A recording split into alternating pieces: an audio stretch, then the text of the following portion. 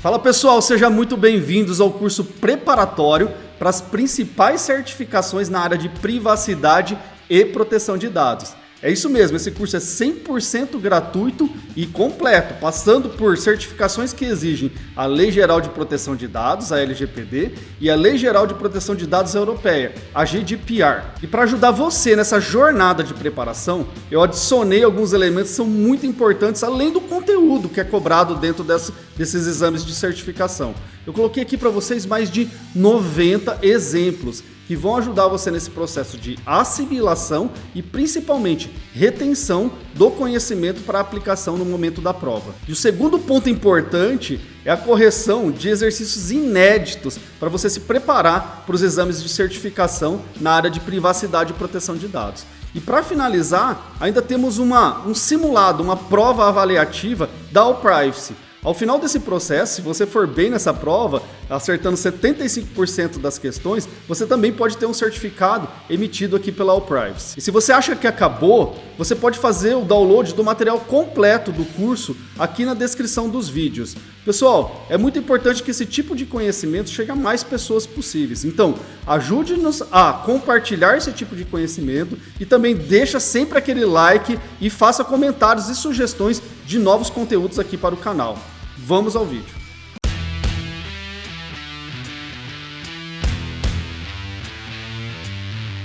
Então vamos dar continuidade, lembra que a gente está na parte de fundamentação, de fundamentos e regulamentações aí que definem a área de privacidade e proteção de dados, né? E a gente vai dar início então, já começamos na verdade no vídeo passado e agora a gente vai dar início a aspectos mais técnicos relacionados à privacidade e proteção de dados. E eu começo no vídeo de hoje falando sobre o dado em si, né? A gente fala muito de privacidade e proteção dos dados, então vamos entender o contexto de dados aí, como que, por exemplo, a Lei Geral de Proteção de Dados entende esse conceito sobre dado, né? Então, o que é um dado pessoal, o que é um dado pessoal sensível, o que é um dado anonimizado e qual o comportamento dele em relação às normas de privacidade e proteção de dados, o que é um dado pseudo-anonimizado, como que as empresas estão tratando e utilizando esse conceito do pseudo-anonimizado. Então, são coisas que a gente vai ter que eu vou passar aqui durante esse vídeo com vocês, ok? Então, vamos dar início aí, sem mais delongas, e vamos entender então como que esse tratamento pode ser feito aí com os dados pessoais, tá? Bom, um dado pessoal, pessoal. Um dado pessoal nada mais é que qualquer informação relacionada à pessoa natural, que é a pessoa física, né? Que possa de alguma maneira identificá-la ou torná-la identificável. Pessoal, o primeiro item que pode torná-la identificada, eu acho que é mais fácil da gente classificar. Então, é um dado do tipo nome, RG, CPF, são dados que, de uma forma direta, identificam uma pessoa. Agora, a segunda parte, que é o OU aí, que é o identificável, isso pode trazer uma linha tênue aí de classificação desse tipo de dado, né? São um conjunto de dados que, individualmente, de repente, você não consegue associá-los a uma pessoa, mas o conjunto desses dados pode levar, sim, à identificação da pessoa. Tá? Então hoje, se você perguntar, por exemplo, uma informação, se tiver essa informação à disposição sua, esse daqui é um dado de um profissional na área de segurança de informação. Só isso, pessoal, não é suficiente para você identificar qual é o profissional, né? Mas se eu ir alimentando isso, por exemplo, esse profissional ele tem mais de 15 anos de experiência, aí começa a reduzir o escopo aí. Opa, nem todos têm 15 anos de experiência. Esse profissional tem titulações, mestrado, doutorado. Opa, e reduz ainda mais. Esse profissional está fazendo um curso de Exim gratuito, disponibilizado no canal do YouTube. Pessoal, vocês vão chegar em mim, né? E aí, com esse conjunto de dados, tornou-se a pessoa, o titular, identificável, né? E aí que é a linha tênue, né? Então eu devo proteger todos os meus dados? Porque será que aquele conjunto de dados vai tornar um titular identificável ou não? Essa linha, pessoal, tem que ser muito bem examinada lá nos processos de implementação, a adequação da LGPD, e dá um certo trabalho fazer isso, né? Mas eu acho que ficou claro para vocês, então, é simples esse conceito, né, do que é um dado pessoal perante a Lei Geral de Proteção de Dados. Então vamos ver alguns exemplos. Então, dados cadastrais, que é o exemplo 9 nosso ali, né? Data de nascimento, profissão, dados, por exemplo, de localização geográfica, GPS, isso quando vinculado a uma pessoa pode torná-la identificável, identificadores eletrônicos, nacionalidades, gostos, interesses, hábitos de consumo, isso a gente vê bastante aí nas redes sociais e tudo mais, né? Todos esses vinculados a uma pessoa física pode se tornar, sim, um dado pessoal e a gente tem que tratar, tá dentro do escopo de enquadramento da Lei Geral de Proteção de Dados, tá?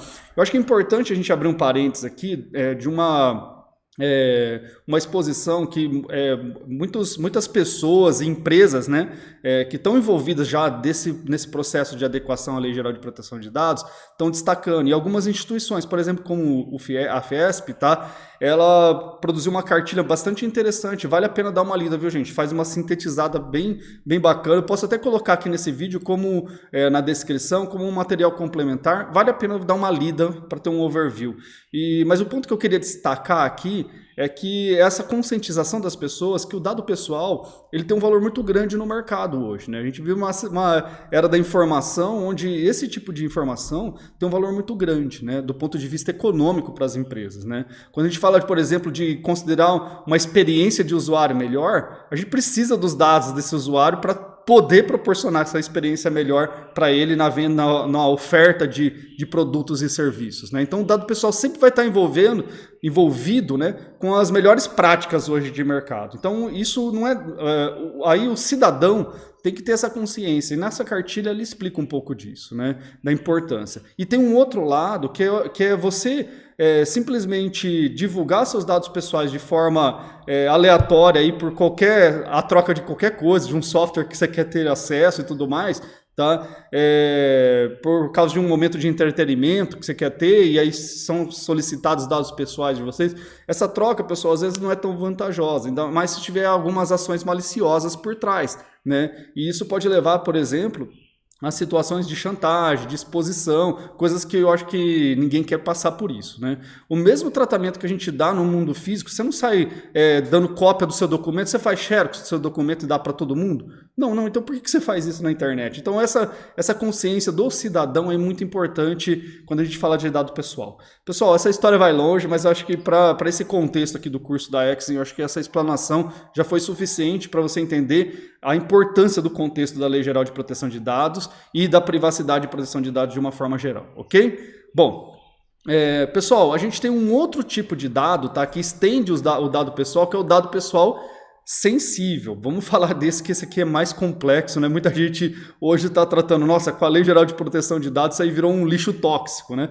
Que é perigoso, né? Se vazar, então, aí dá problema mesmo, né? Bom, pessoal, um dado sensível, o que é um dado sensível, né? São dados que falam normalmente sobre a origem racial ou étnica, sobre convicções religiosas, sobre opinião política, sobre filiação a sindicatos ou a organizações de caráter religioso, filosófico ou político, tá?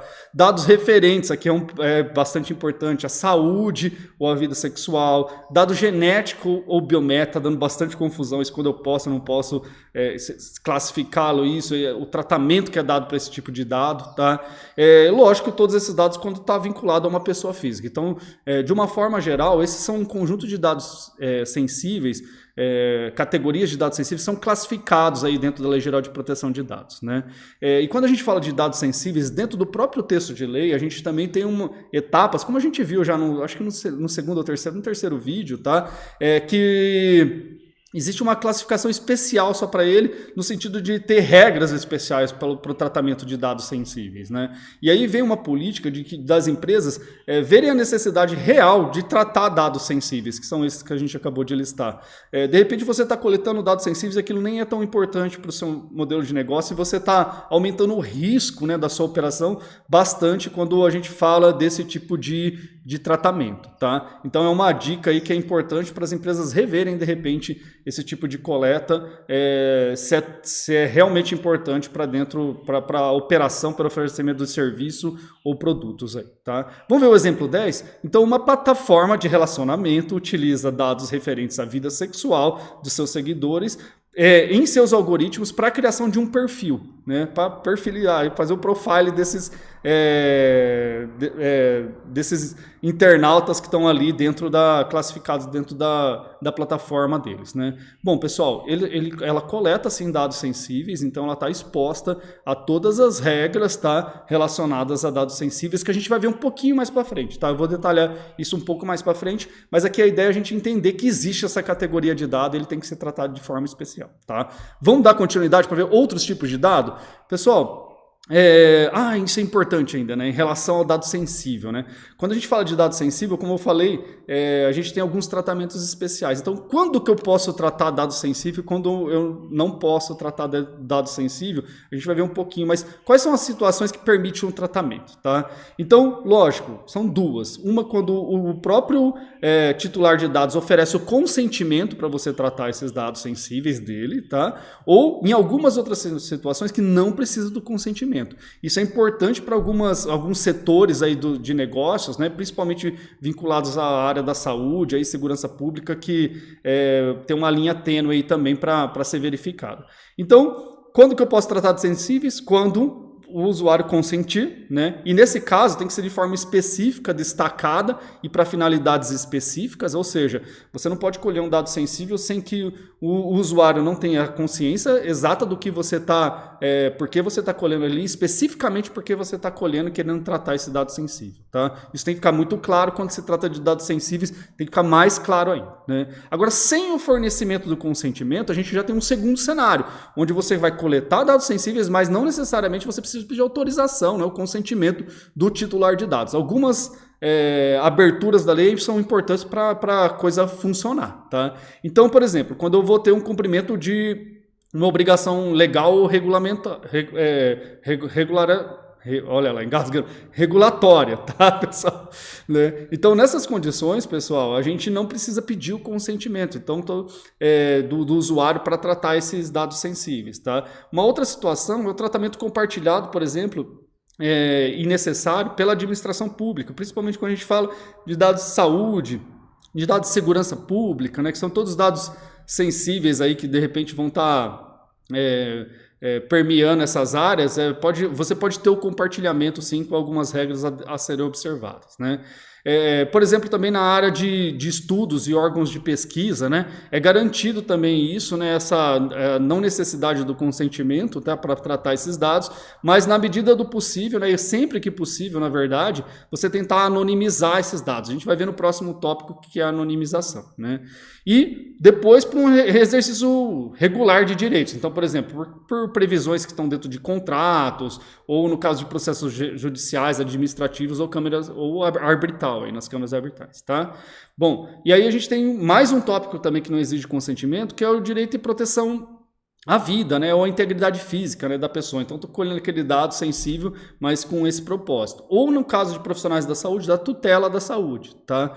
E um último também é a prevenção à fraude, à segurança do titular. A gente tem uma discussão grande em relação, por exemplo, a dados biométricos utilizados para autenticação de sistemas, por exemplo, uma catraca ou uma autenticação de um sistema. Isso eu vou precisar do consentimento ou não? Então, não preciso do consentimento para poder colher esses dados, mas não deixa, né? Porque você não está pegando consentimento, pessoal, que isso não deixa de ser um dado sensível, né? Ele é classificado como um dado sensível assim, tá?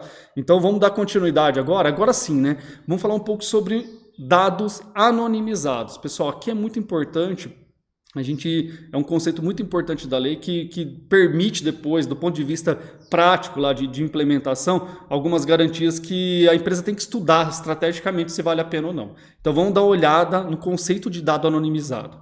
É o dado relativo a um titular que não possa ser identificado considerando a utilização de meios técnicos razoáveis disponíveis na ocasião do tratamento. O que significa isso, tá? É quando eu consigo transformar um conjunto de dados, tá, em separar, né, fazer essa separação do titular de dados. Então eu vou fazer um processo de anonimização. Ou seja, eu vou ter uma base de dados agora que não permite, tá, com um esforço razoável, identificar a pessoa. Mas todos os os dados estão lá para serem tratados por um terceiro ou para serem tratados dentro da própria organização, né? Só que eles perdem esse vínculo com o titular de dados e esse processo de tentar reverter não é um processo trivialmente simples de ser feito, a ponto de ser considerado assim, com um nível de dificuldade muito alto, a ponto de você considerar que é praticamente impossível eu, analisando aqueles conjuntos de dados, identificar o titular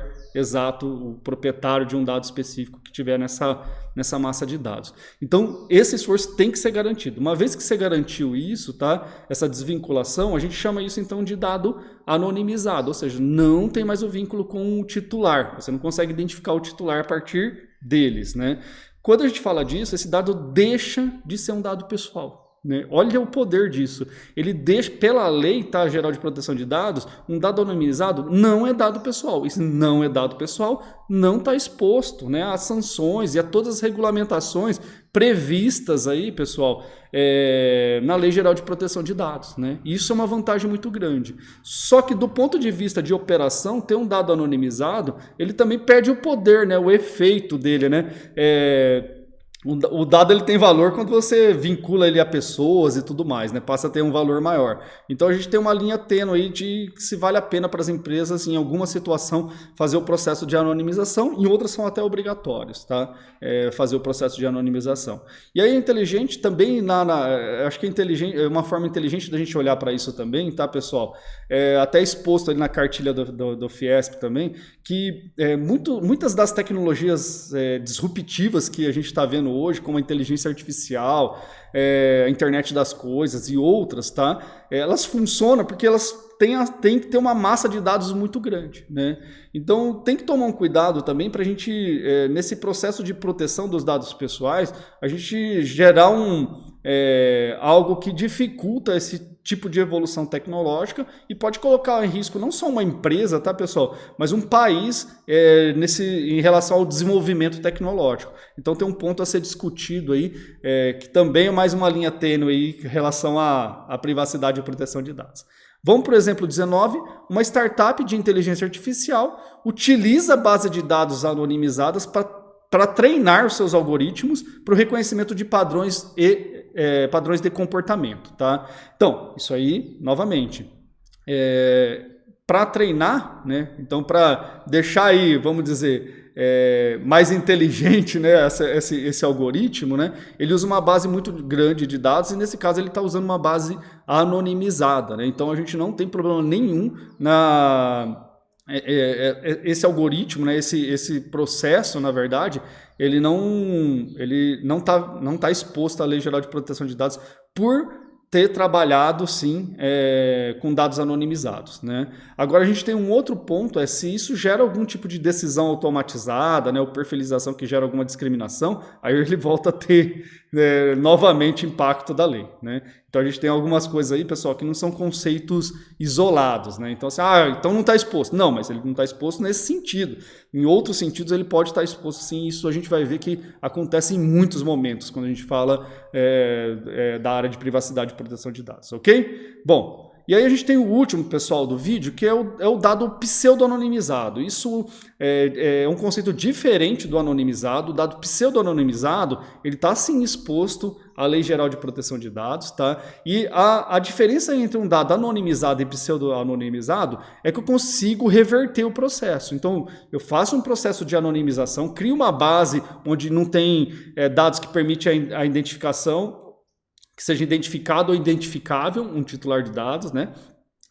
Depois, se alguém tem acesso a isso. Contudo, eu, né, empresa, né, ou pessoa que executou esse processo, consigo reverter isso de forma fácil, né? Então, isso não é considerado um dado anonimizado, é um dado, então, pseudo-anonimizado, né? Então, ele está exposto, sim, à Lei Geral de Proteção de Dados. Mas para que esse tipo de dado, né?